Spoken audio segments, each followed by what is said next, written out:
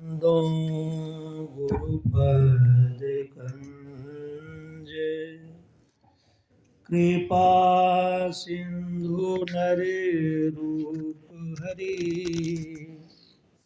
महामोहतम कुंज जासु वचन रवि करे निकर।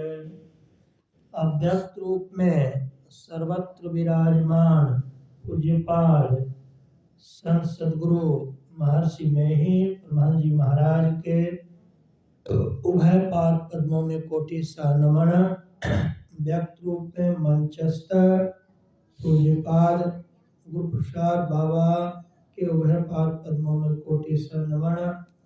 पूज्यपाद शंभू बाबा मुझ मंगल में साधु समाज डेहरी ऑनसोन में ध्यान शिविर में आए हुए साधक एवं साधिकाओं माताओं तथा भक्तिमती बहनों, अभी पूज्य शंभू बाबा के मुखारविंद से हम लोगों ने उत्तर गीता का सत्संग योग चारों भाग के प्रथम भाग से श्रवण किया है।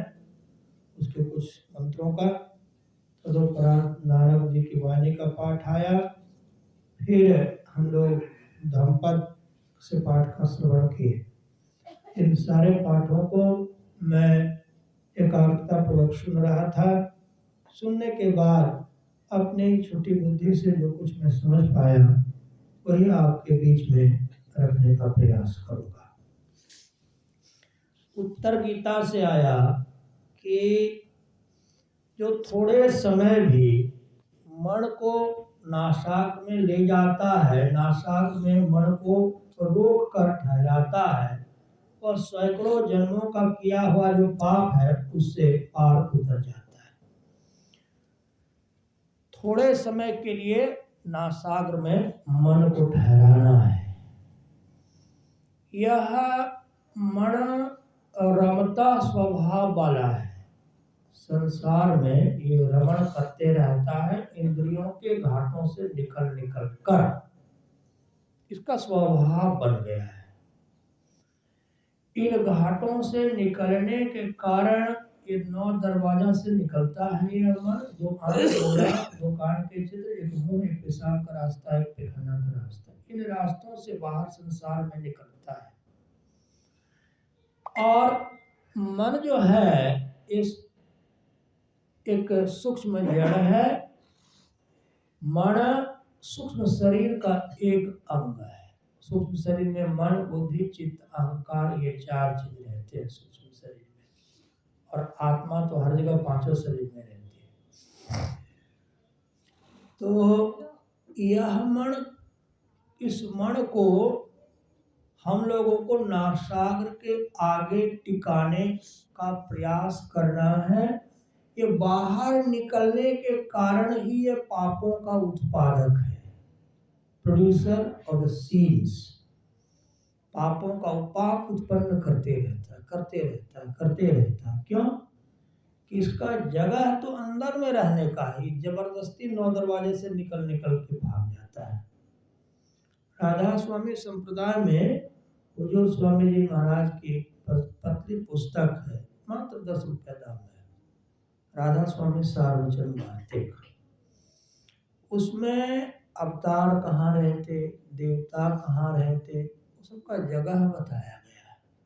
अब हम लोग को वर्तमान श्लोक जो भी हम पाठ किए हैं, जिसकी व्याख्या में कर रहा हूँ, नासाग्र के में रखने के लिए मन को कहा गया है।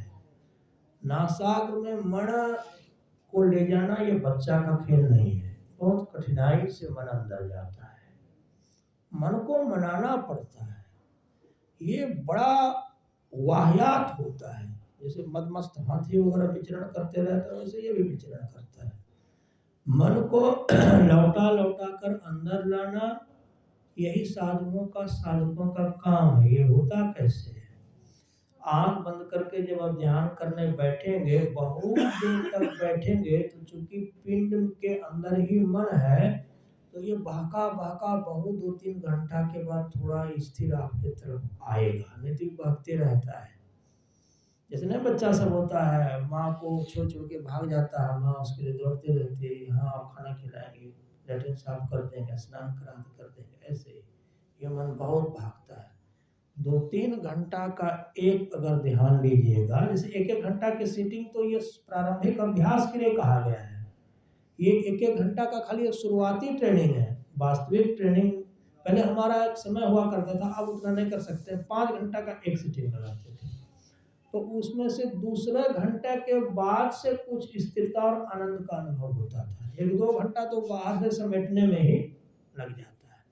जबकि देखिए, हम ना तो पूरे जीवन में कोई व्यवसाय किए हैं और ना ही कोई नौकरी किए अपने मन को संवारने के लिए।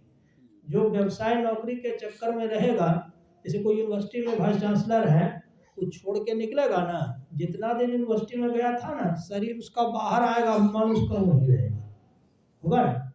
शरीर से न कहे बाहर निकला है ना, मन तो उसका वहीं। हम लोग विश्वविद्यालय में पढ़ते थे ना, 22-23 बरस हो गया विश्वविद्यालय छोड़ा हुआ, लेकिन आधा से ज्यादा समय विश्वविद्यालय में ही मन रहता है। विश्वविद्यालय तो परमात्मा तो बताते ही नहीं है, वो तो संसारी विद्या बताती है। तो मन का खेला बड़ा अलग अलग किस्म का है। तो दूसरे 2.5 घंटा के बाद मन थोड़ा स्थिर होता था। तो मन थोड़ा स्थिर हुआ, अब आप पापों को नाश करने में सक्षम हुए। वास्तव पाप है क्या? संसार के तरफ वृत्ति का जाना पाप है, और संसार से विपरीत दिशा में नासाग्र के आगे बैठा लेना पुण्य को प्राप्त करना है, क्योंकि वह परमात्मा के दिशा में चल रहे हैं। तो जो परमात्मा who is going towards the God is in fact the God। जो परमात्मा की तरफ चल रहा है, वस्तुतः वह परमात्मा है, होने वाला परमात्मा है। नासाग्र में है और अंदर के जितने मंडल हैं सबको पार कर जाएगा और परमात्मा हो जाएगा। In fact all sects, all meditators और meditation practitioner are forth coming God. हम लोग जो आज साधना कर रहे हैं, चाहे साधिकाएं माताएं कर रही हैं, साधुगण कर रहे हैं, ये कल के डेट में फोर्थ कमिंग आने वाले परमात्मा है, आने वाले ईश्वर है। हमें कौन ईश्वर बनेगा? जो ध्यान करता ही नहीं है संसार में, वही ईश्वर बन जाएगा, वही परमात्मा बन जाएगा। तो ध्यान हम लोग क्यों करते हैं? संसार क्यों छोड़े हैं? संसार में कुछ नहीं बनने के लिए, ऊपर लोक में परम पद में लीन होने के लिए छोड़े हैं। तो लोग काल के डेट के हम ही लोग बन जाएंगे वो चीज। आगे का जो पाठ बाबा ने किया, एक पैर पर खड़ा होकर, चाहे किसी भी प्रकार का आप तप ले लो, सार इसका यही है, किसी भी प्रकार का आप तप कर लीजिए, वह तप उतना ज्यादा फायदेमंद नहीं होता है, लेकिन ध्यान योग के 16वां अंश के 1 अंश के बराबर भी नहीं होता है। तो ध्यान एक बहुत बड़ा अपने आप में तप है। तप को अंग्रेजी में ऑस्टेरिटी कहते हैं। हम 4.5 वर्ष तक किए थे। एक बार हम संकल्प कर लिए कि जब तक परमात्मा हमको अंग्रेजी नहीं सिखाएगा, हम खाना नहीं खाएंगे। संकल्प कर लिए। 126 दिन तक दूध और चूड़ा केवल खाए, उसमें नमक चीनी कुछ नहीं रहता था। उसके बाद जब शरीर गड़बड़ाने लगा तो 4.5 वर्ष तक रोटी सब्जी, उसमें लहसुन प्याज नमक वमक कुछ नहीं, ऐसे करके। लेकिन बीच बीच में 15 दिन और 7 दिन पर संयम तोड़ देते थे। 4.5 साल में परमात्मा ने हमको अंग्रेजी लिखना बोलना सिखा दिया, तो वो तब छोड़ दिया। तो इतना कठिन कठिन तप करने से कुछ नहीं मिलता है। ध्यान से बढ़कर और कोई तप है ही नहीं है। और जितना सहज सरल मार्ग हम लोग का ध्यान का है, गुरु महाराज के द्वारा बताया गया है, उतना सहज सरल और जगह नहीं है। आप हटियों की प्रक्रिया में जाइए ना, रामदेव बाबा के यहाँ कितना कठिन परिश्रम करना पड़ता है। अच्छा, वो आसन प्राणायाम, यम नियम आसन प्राणायाम, ये चतुर्थ अंग तक ही है। ध्यान धारणा समाधि हम लोग अंतिम में है, अंतिम वाला है। हम लोग ध्यान धारणा समाधि कर लिए, फिर जो पिंड से नीचे वाला ध्यान करते हैं मूलाधार चक्र से, हम लोग नीचे वाला नहीं करते, हम लोग सीधे यहाँ से करते हैं ध्यान। तो हम लोग की जो साधना है गुरु महाराज के द्वारा शोधित साधना है, और उस साधना के आधार पर गुरु महाराज को निर्वाण प्राप्त हो चुका है। ऐसा नहीं है कि कोई नया साधना चला दिया, खुद ही उसको सफल नहीं हो गया, उसके शिष्य क्या सफल होंगे। हम लोग के गुरु महाराज तो वैसी साधना चलाए और साधना पर सफल होकर दिखलाए। बहुत ऐसे धार्मिक संप्रदाय हैं जो पूरे विश्व स्तर पर बड़े बड़े आश्रमों के रूप में स्थापित हैं, परंतु उस संप्रदाय को चलाने वाले गुरु ही निर्वाण प्राप्त नहीं किए। ऐसे बहुत सारे संप्रदाय, जैसे कि इस्कॉन के गुरु में मेरी आस्था है। हमको फोन करते थे इस्कॉन वाले कि महाराज आपके गुरु तो निर्वाण प्राप्त थे। हमने बोला कि हमारे जो गुरु, मैंने क्या गुरु को खरीदा है? आप मेरे भी गुरु से दीक्षा करके ध्यान करके निर्वाण प्राप्त कर सकते हैं, रोका तो किसी ने ये नहीं है। इसलिए हम किसी की आलोचना नहीं करते, परंतु जो परम पद को प्राप्त नहीं किया, कोई प्रकाश मंडल की पराकाष्ठा पर गया, वहां अपने फोटो का ध्यान करवाने लगे। अरे अभी आप प्रकाश मंडल में ही हैं, अभी आपने शब्द का श्रवण भी नहीं किया है, शब्दातीत पद को प्राप्त नहीं किया है। बीच में अगर पूजा करवाइएगा तो अपने भी गड्ढा में गिरिएगा, चेलों को गिरवाइएगा, गुरु चेला दोनों जाएगा गड्ढे में। जिस तरह से अग्नि ईंधन जलावन लकड़ी को जलाती है, उसी तरह से ध्यान योग सहस्त्र ब्रह्महत्या और सैकड़ों भ्रूण हत्याओं के पापों को क्षय करता है। अब यहाँ देखिए है क्या, जीव हमेशा संत के सानिध्य में रह नहीं सकता, सबको संत मिलते नहीं, यहाँ तो साधु भी नहीं मिलते, साधु गिरवे वाले मिलते हैं, उसमें असाधु तत्व ही ज्यादा रहता है। अब सवाल हुआ ऐसी स्थिति में जब जीव को परमात्मा की तरफ ले जाने वाला कोई गुरु नहीं मिल रहा है, साधु नहीं मिल रहा, वैसी स्थिति में जीव जब साधना करते रहेगा तो वो कुछ गलतियां भी करेगा, तो गलतियां करेगा उसके लिए विशेष चिंतन सोचना नहीं है। हम यहाँ पारक संप्रदाय वाले ने एक किताब, बहुत सारी किताब लिखी थी, उसमें लिखा था जीव अगर सुबह कोई पाप कर देता है तो शाम के ध्यान से उसको नष्ट किया जा सकता है। खतरा ये रहता है कि आपके पाप नष्ट हुए कि नहीं हुए। तो ध्यान योग से ब्रह्महत्या और भ्रूण हत्या ये सारे पाप ध्यान से खत्म होते हैं। प्रश्न होता कि ये दोष आते क्यों है साधक में? आने का कारण यह है कि साधक बड़े साधु और संत के सानिध्य में नहीं है, इसलिए नहीं आते। आगे का पाठ जो कहा कि आहार निंद्रा भय मैथुन, ये मनुष्य में भी होता है और पशु में भी होता है, सब में है। पशु भी खाना खाते हैं, पशु भी सोते हैं, निंद्रा करते, सभी दोनों सोते हैं। आहार निंद्रा भय डरते दोनों हैं, मैथुन दोनों करते हैं। ये दो पशु और जीव मनुष्य दोनों में बराबर बराबर है, परंतु मनुष्य में एक ही पशु से अंतर जो है वह है यह ज्ञानवान हो सकता है, पशु में विवेक नहीं होता और मनुष्य में विवेक होता है। तो विवेकशीलता ही मनुष्य को पशु से पृथक करती है, अलग करती है। तो जो मनुष्य विवेकशील ना हो, सोच समझकर कदम ना उठाए, सार असार का निर्णय न कर सके, उसको क्या कहेंगे? इतना तो सब साधु महात्मा जानते हैं कि सभी संसार का परित्याग करके, के कामों का परित्याग करके अगर हम ध्यान साधना करते रहेंगे तो हमें एक न एक दिन परम पद की प्राप्ति होगी। ये सब अनपढ़ महात्मा भी जानते हैं, इसके लिए बहुत ज्यादा पढ़ाई का कोई जरूरत नहीं है। लेकिन इतना बड़ा जो ज्ञान हम साधक साधिकाओं को हो गया, भारत के राष्ट्रपति को भी यह ज्ञान नहीं है। उसको पता ही नहीं है कि सब कुछ छोड़ने से जो मिलता है, सब कुछ पकड़ने से वो नहीं मिलता है। बात सत्य है ना?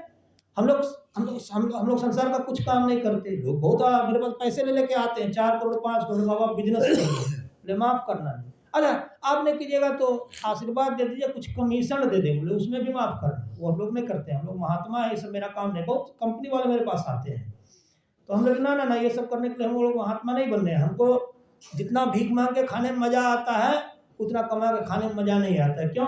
कि बाबा कबीर ने कहा कि देह की रक्षा करने के लिए यदि साधु भिक्षाटन करता है तो वह गलत नहीं है, वह गलत नहीं है। भिक्षा के भी अलग नियम बनाए गए हैं कि कल की भिक्षा आज मत कर लीजिए, आज इतना आवश्यक आज कीजिए। तो हम लोग साधु हैं, हम साधु धर्म का निर्वहन करेंगे, हम साधु के हिसाब से चलेंगे। सब कुछ छोड़ने में जितना आनंद है, सब कुछ पकड़ने में आनंद नहीं है। क्यों? कि छोड़ करके जीव तो परमात्मा से मिला है। छोड़ना तो इतना पड़ता है कि संसार तो छोड़ना ही पड़ता है, घर बार भी छोड़ना ही पड़ता है, यहाँ तक कि शरीर को भी छोड़ना पड़ता है। और निर्वाण की तरफ से देखेंगे तो ऊपर के सब 6 स्वर्गों को भी छोड़ना पड़ता है, 5 शरीरों को भी छोड़ना पड़ता है। तो ये सब छुटकारा, यही छोड़ना है और छुटकारा, यही तो मुक्ति है। To leave the all things is said to be the spiritistic emancipation और सैल्वेशन और फ्रीडम। वही तो मुक्ति है। मुक्ति में सब कुछ छोड़ना सीखना पड़ता है। जो सब कुछ पकड़ा रहेगा वो प्रवृत्ति मार्गी होगा। प्रवृत्ति मार्गी पकड़ना क्या है? पकड़ना है बिंदु और नाद को पकड़ना है। ये दो अंदर के सहारे हैं, इन सहारों को पकड़ कर जैसे आप बिंदु की गोद में चले गए और नाद, ये दोनों जब अंदर से सहारा देंगे तो ये परमात्मा के चिन्ह है कि ये परमात्मा ही आपको परमात्मा पर ले जाएगा। अरे हम लोग संसार में बंधे अवस्था में रहने के आदी हुए हैं, खुल कर रहने तो भी हम लोग जानते नहीं है। तो ध्यान अभ्यास करते समय हम लोग को खुल कर रहने का सोचना पड़ेगा कि बद्धता की अवस्था में तो हर जीव रहता है। शरीर के बंधन में रोग, बुढ़ापा, मृत्यु, जवानी, बचपन, ये सबसे सभी गुजरते हैं। कुछ ऐसा करो कि ये शरीर का चक्कर खत्म हो जाए, ये शरीर में ना आना जाना पड़े। यही तो मुक्ति की शिक्षा है।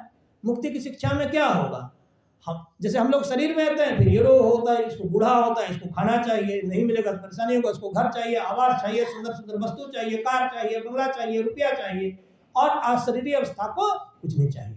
एक महापुरुष हैं, मैं उनको पिता से भी बढ़कर मानता हूँ। उनकी कुटिया का नियम है, जो भक्त इत्यादि दान करते हैं तो आहार ग्रहण करते हैं, अन्यथा वो आहार ग्रहण भी नहीं करते हैं। तो उस महापुरुष को मैं पूछा कि गुरुजी, आपके कुटिया में कभी ऐसा भी तो होता है, हमसे रोज बात होती है, हम 12 बजे भी फोन करेंगे तो वो हमसे मिलते हैं, तो वो गुरुजी कभी कहते हैं कि हम 4 दिन तक खाना नहीं खाए। तो हम लोग, गुरुजी आप तो जिंदा कैसे रहे, 4 दिन में तो हम लोग को नाश्ता नहीं मिलेगा तो गड़बड़ हो जाएगा, है ना, अगर खाना नहीं मिले तो गुस्सा होने लगेगा मन, ऐसा होता है। उन्होंने कहा कि देखो, हम महाकारण शरीर में जा करके अमीय का पान करके 4-5 दिन तक जिंदा रह सकते हैं, लेकिन बलिहारी है, यह गुरु नहीं है, ये मनुष्य नहीं है, ये परमात्मा है, शरीर में बंधा हुआ है। एक बार वो कहने लगे, वही गुरुजी कहने लगे कि परमात्मा है ही नहीं। हम लोग गुरुजी परमात्मा से भी बढ़कर आप हैं, इसलिए ऐसा कह रहे हैं, परमात्मा है ही नहीं, आप ही परमात्मा है, यह बात सत्य है। कई लोगों ने उसको अति मार्गी मानकर कुछ और कुछ समझा, लेकिन मैं जीवन भर उनको प्रणाम करके निवेदित, वो उनको घर था, 500 बीघा जमीन था, घर में सोने का तलवार था, सबको त्याग दिए, रोड किनारे सड़क पर कुटी बनाकर रहने लगे। इतना त्याग किसमें होता है? अभी आपके बटुआ में 20,000 रुपया हो, अरे रुपया परमात्मा नहीं है, चला फिर परमात्मा के तो बढ़ रहे हो, आप बाहर फेंकोगे, 10,000 रुपया फेंकोगे, रेलवे स्टेशन पर जाओगे, टिकट नहीं लोगे, पकड़ लेगा टीटी, है ना। आश्रम में तो कुछ फ्री है, बाहर जहाँ फ्री नहीं वहाँ स्थिति गड़बड़ा जाती है। तो इसलिए कोई त्याग नहीं कर सकता है। लेकिन कुछ कुछ लोग ऐसे हैं जिन्होंने गुरु की सेवा की, जैसे पूज्य गुरु प्रसाद बाबा, इनका पूरा का पूरा जीवन त्याग का है। इनके जीवन को हम लोग को समझने में बहुत समय लगेगा, और इस तरह का जीवन हम लोग को मिल भी नहीं सकेगा। जितना कोई निर्वाण प्राप्त योगी, जिस महापुरुष के हाथ का अन्न ग्रहण किया गया हो, वो हाथ कितना बड़ा होगा और कितने जन्मों से धर्म करता आ रहा होगा, ये सोचने की बात है। वैसा अवसर शायद हम लोग को इस जीवन में नहीं मिल पाएगा, और हम लोग उतने बड़े हो भी नहीं पाएंगे। तो वैसे वैसे महापुरुष का सानिध्य हम लोगों को है, जिसको निर्वाण प्राप्त योगी ने अपने आहार देने का आधार बनाया, वैसा तो महापुरुष मिलता नहीं है। तो हम सबों का यह सौभाग्य है कि हम लोग भगवान बुद्ध की नगरी के आसपास ही हैं, और उनके ग्रंथ का भी पाठ इसलिए हुआ है, लगता है यह संस्कार वहीं से चलकर यहाँ आया है। उसमें आज जो धम्मपद से पाठ हुआ था, उस पाठ में थोड़ा सा भूल गया हुआ क्या था, थोड़ा पद के थोड़ा सा सार हम उस पर सोचे थे कि बोलना है, थोड़ा सा सार दिमाग से उतर गया है। उसका थोड़ा सा सार, अनर्थ पद जो है ना, अन्य पद के अपेक्षा जाकर वह सार पद अच्छा है। हाँ, तो आदमी उस पर को दमन करना, इंद्रिय दमन। हाँ, हमने जुआरी जो है ना, जो जुआ में जो उससे को जो जीतता था तो वही कहेगा अपने आप को जितना, ये सब। हाँ, अब याद आ गया। ये एक बात भारत देश में चल पड़ी है, पूरा याद आ गया मुझे, कि दूसरे पर विजय प्राप्त करो, दूसरे के मन मस्तिष्क को कब्जे में करो, राजनीति में कुछ पद कमाओ। वस्तुतः वाल्मीकि रामायण भी यह कहती है खंड 1 में कि मन पर विजय प्राप्त करने वाला जो अपने मन को वश में कर लेगा, वह वशित्व का अधिकारी होगा, वो सबके मन को वश में कर लेता है। और यही वस्तुतः राजा है, यही शासन है।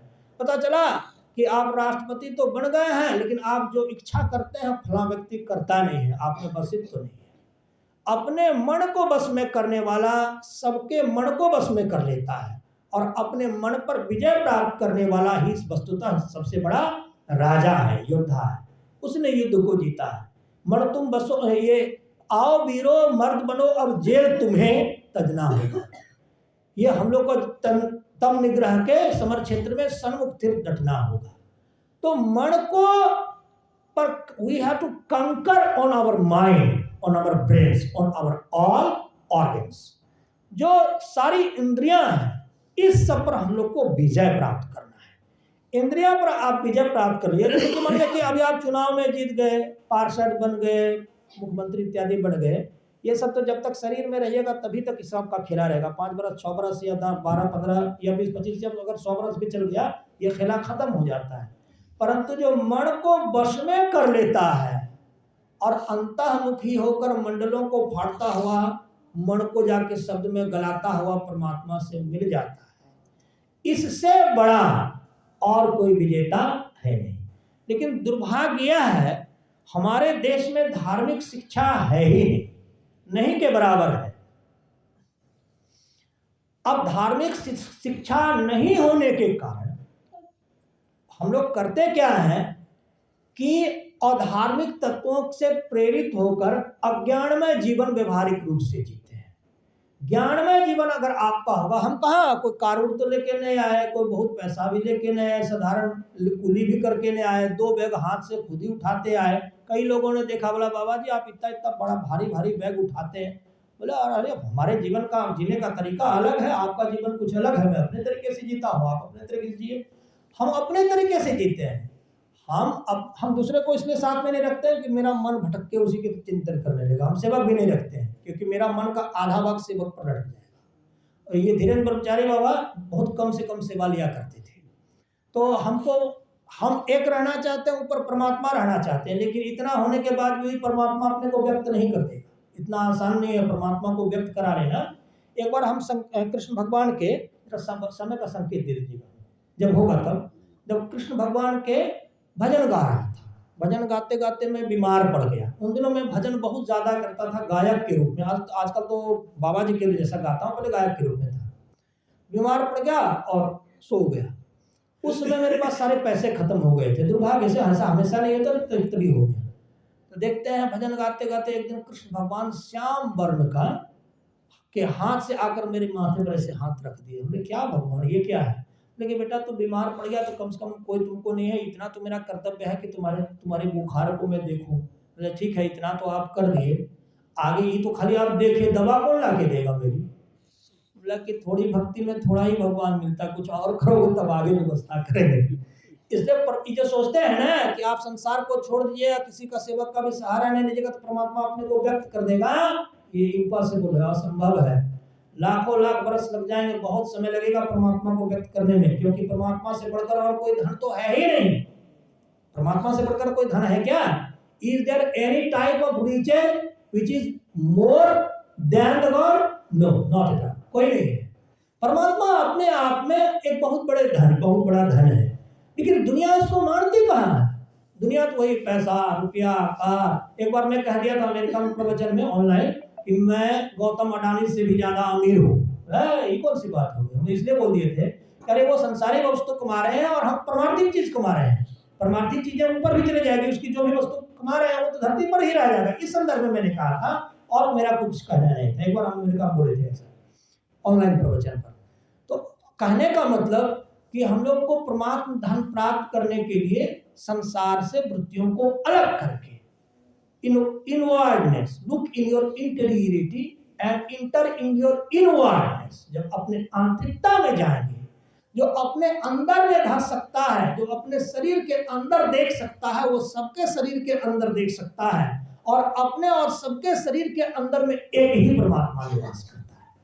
जो अपने अंदर को परमात्मा को देख लेगा वो सबके सब शरीरों में परमात्मा का दर्शन करेगा। क्यों? कि सबका शरीर और कुछ नहीं है, हमारा ही शरीर का विस्तार है। हम अपने परमात्मा तत्व को अपने आंतरिकता में नहीं दर्शन कर सकते, इसलिए दूसरे के शरीर में भी हम परमात्मा तत्व का दर्शन नहीं कर सकते, यह असंभव है। इसलिए अंदर में देखने के लिए विधि क्या है? संत सद्गुरु और साधु की सेवा। भजो साधु गुरु साधे गुरु साधे गुरु, भजो साधु गुरु साधे गुरु, भजो साधु गुरु। साधु जो कि गुरु है उसका भजन कीजिए, साधु जो कि गुरु है उसका भजन कीजिए। साधु और संत में अंतर है। संत वो जो पूर्णत्व को प्राप्त कर लिए और साधु जो रास्ते में चल रहे हैं, ये दोनों में अंतर है। अब कबीर बाबा साधु को भगवान बनाते हैं कि साधु और मुझ में कोई अंतर ना माने, जो मानेगा वो नरक में जाएगा। ये कबीर बाबा की वाणी, मेरी वाणी नहीं है। पूज्य साईं बाबा साधो भाई हरि गुरु एक ही जानो, जोई हरि है सोई गुरु है, भेद तनिक नहीं आनो, साधो भाई हरि गुरु एक ही जानो। अब अंत में एक भजन जो आज के पाठ का सार था रखकर मैं विश्राम लूंगा। मन तुम बसो तीसरो नैना, मन तुम बसो तीसरो नैना, महतः से चल दी जोरे, महतः से चल दी जोरे, स्थूल नैन निज धार दृष्टि दो, सन्मुख जोड़ो रे, जोड़ी पकड़ी सुषमन में पैठो, जोड़ी पकड़ी सुषमन में पैठो, गगन उड़ी जोरे, तन संग त्यागी त्यागी उड़नी जो धार धरी जोरे, मैं ही चेतन ज्योति सात की, मैं ही चेतन ज्योति सात की, सो पकड़ी जोरे, मन तुम बसो तीसरो नैना, महतः से चल दी जोरे, महतः से चल दी जोरे। श्री सद्गुरु महाराज की, श्री सद्गुरु महाराज की, श्री सद्गुरु महाराज